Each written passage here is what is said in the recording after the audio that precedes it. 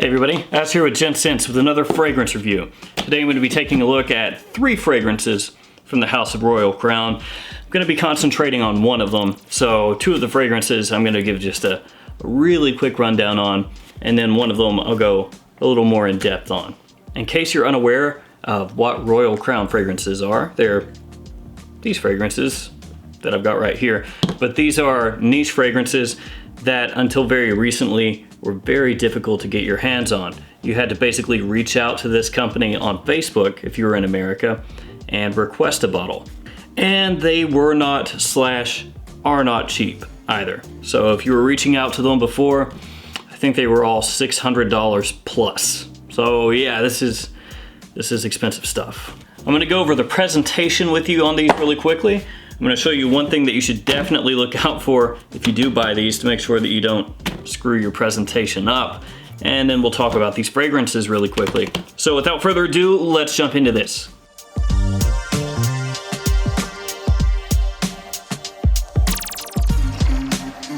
Alright guys, let's check out this presentation.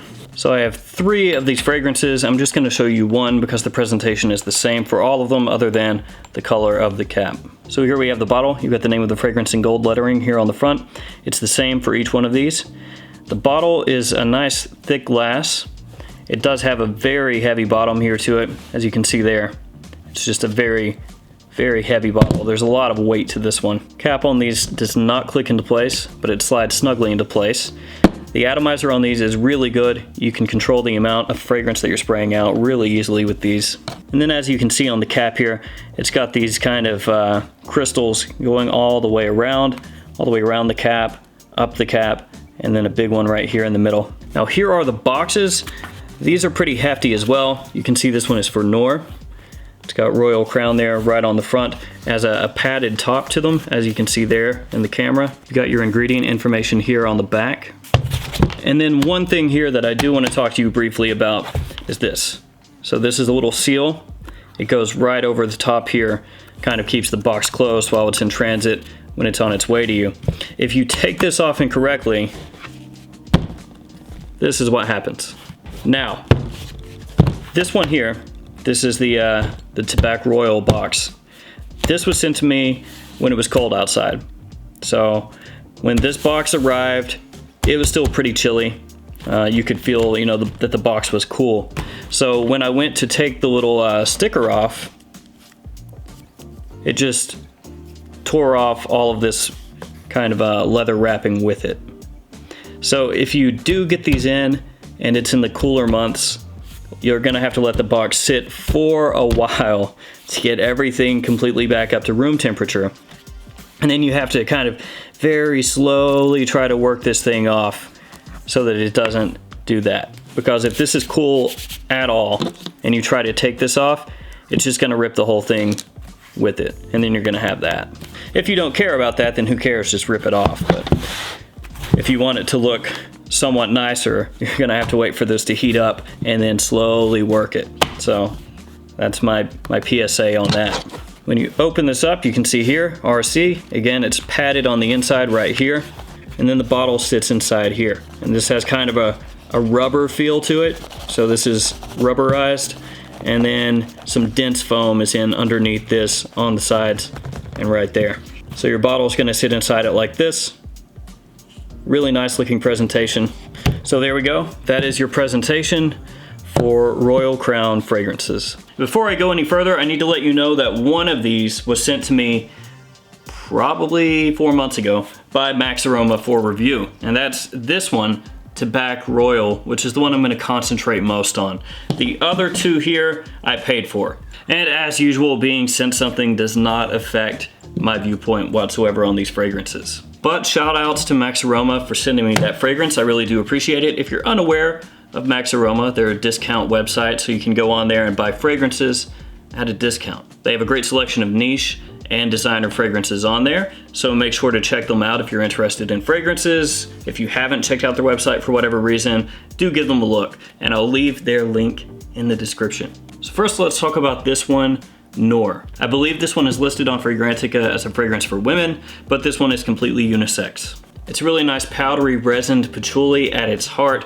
It also has ambergris as one of the main notes, along with a number of floral notes. There's also a dose of creamy sandalwood in here and a really nice vanilla as well, which lends a little bit of sweetness.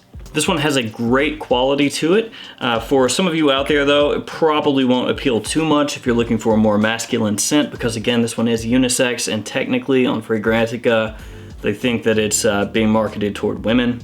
Although to me, that seems more like just a screw up on Fragrantica's part. But if you don't like powdery fragrances that could be considered unisex, probably not gonna be one that you like all that much. For me personally, I think it's nice. Of these three, it's my second favorite, so it's right there in the middle. And then we'll talk about this one, and I really am not sure of how to pronounce that. So Zima, maybe, like the old alcoholic beverage, Zima, YTZMA.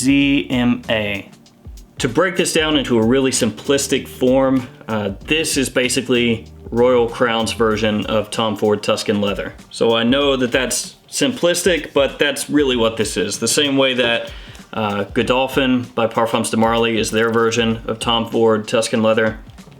This is Royal Crown's version of Tuscan Leather. Now technically, this does not have leather as a note. It has tobacco, it has oud, it has castoreum, it has dried fruits, it has a ton of notes, and none of those are leather. So even though they put this out and left it without leather as a note, it's still their take on Tuscan Leather.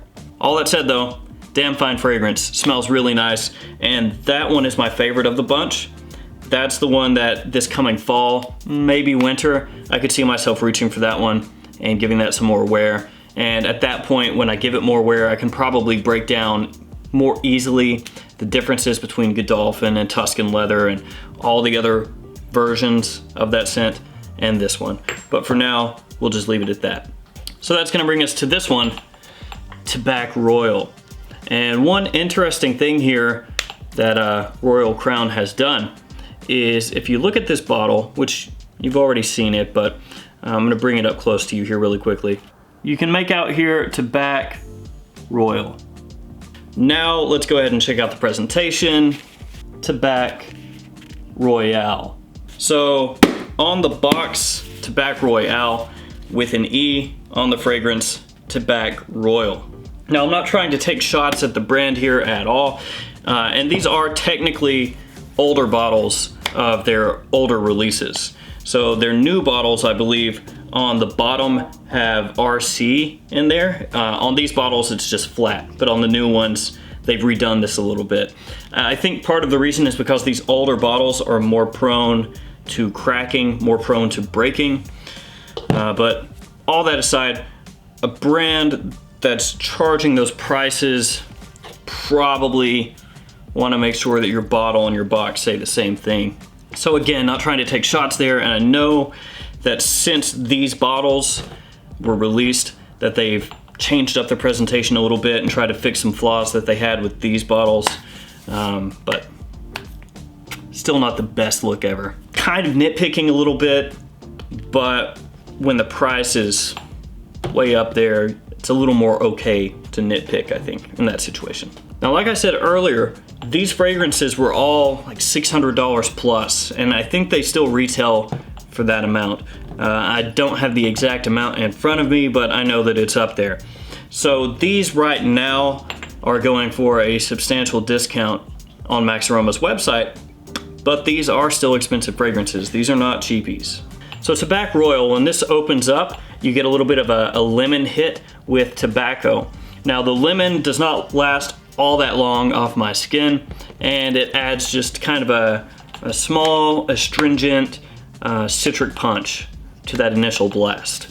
That mixes with the spiced tobacco, cinnamon, and a bit of clove off the top. Now this fragrance is marketed as a tobacco heavy scent. So if you look up the notes, in the top, they list tobacco. In the mid, they list tobacco. In the base, they list tobacco. So this is one that I initially went in expecting it to just be a tobacco bomb, right? Just a ton of tobacco, just the whole way through.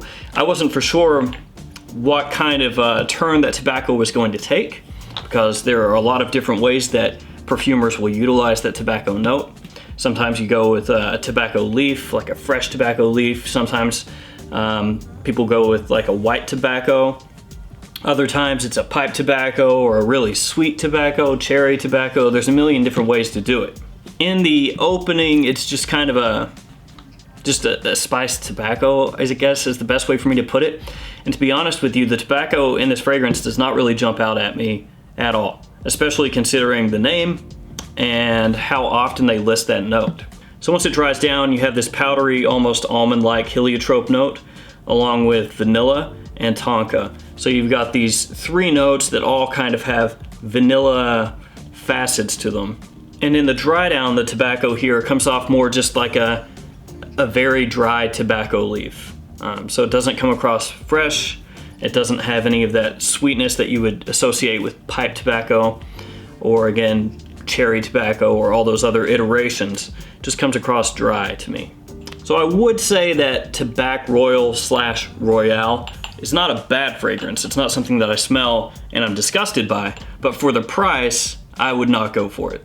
I understand that with this brand, there's a little bit of prestige behind it, that owning this bottle is supposed to, really kind of maybe boost your collection or boost your standing, or maybe with yourself more than anyone else. I'd say your normal person would look at this and not realize the cost that went into it. But for me, it's not worth it. And really, that goes with all 3 of these. Even the one that's my favorite here, which I'm calling Zima, is their take on Tuscan leather. And so if you were to say, hey, do you want this? And even at a discount, let's say half off, and it's like $300, half off of what I think the retail is, that's a no. Now I will say that they have other fragrances, especially some of their newer ones that I've heard a lot of good things about. Actually, the first place that I saw this house was a video that Ryan did on Rise Frags, which is a channel on YouTube. He's got a lot of really great niche fragrances. If you're unaware of his channel, I'll link that below. But that is the first place that I heard about this house from, and he really seemed to like that one a lot. So I'm not going to pass judgment on all the fragrances in this house. I'm not going to write them off. I really would like to try some of their other fragrances, but yeah, those are my thoughts on these 3.